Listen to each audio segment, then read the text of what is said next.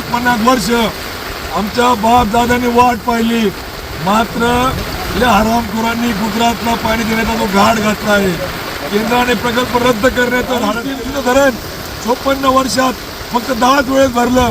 कसं मंडळचं घोडं जिवंत राहील, कसं आमचं पांजण डावा कालवा जिवंत राहील, कसं आमचा दामदा उजवा डावा कालव्याला पाणी येईल, कसं आमच्या पाचोऱ्यापासून पुढच्या कालव्याला गेंड्याच्या कातडीचं गुजरातच्या पोटचं हरामखोरांचं हे सरकार गांभीर्याने घ्यायला त्याचे मेले, तरतूद मेले, कर्जाचा डोंगर घेऊन मेले.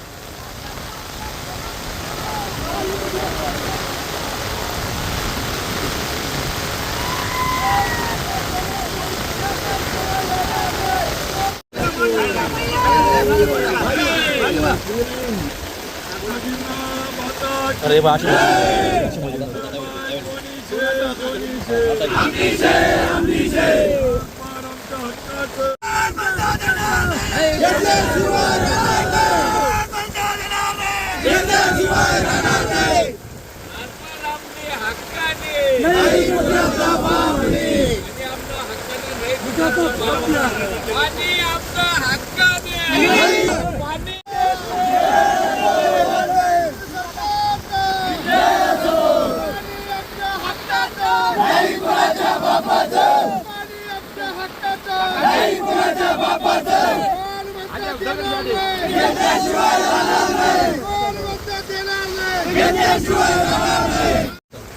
पाण्याची पातळी वाढते, मुसळधार पाऊस सुरू आहे, परंतु 50 वर्ष आमच्या बापदादांनी वाट पाहिली, मात्र या हरामखोरांनी गुजरातला पाणी देण्याचा जो घाट घातला आहे, केंद्राने प्रकल्प रद्द करण्याचं धाडस केलंय आणि राज्यकर्ते महाराष्ट्रातले खोटं पत्र देऊन भूलथापा देत आहेत.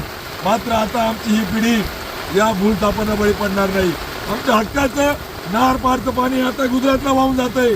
हे पाणी आमच्या खोऱ्यामध्ये आलं पाहिजे आणि म्हणून शाश्वत आमच्या हक्काचं पाणी मिळालं पाहिजे की ज्यावर 2.5 लाख एकर जमीन ओलिताखाली येणारी वितरण व्यवस्था आहे.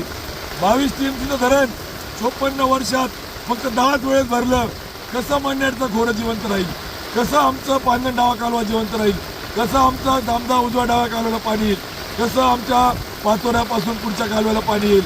आणि म्हणून आज आम्ही जोपर्यंत प्रशासकीय मान्यता कोणत्या निधीतून देणार आणि कधी देणार याचा शाश्वत पर्याय देत नाही, ठोस पर्याय देत नाही, तोपर्यंत आंदोलन थांबवणार नाही.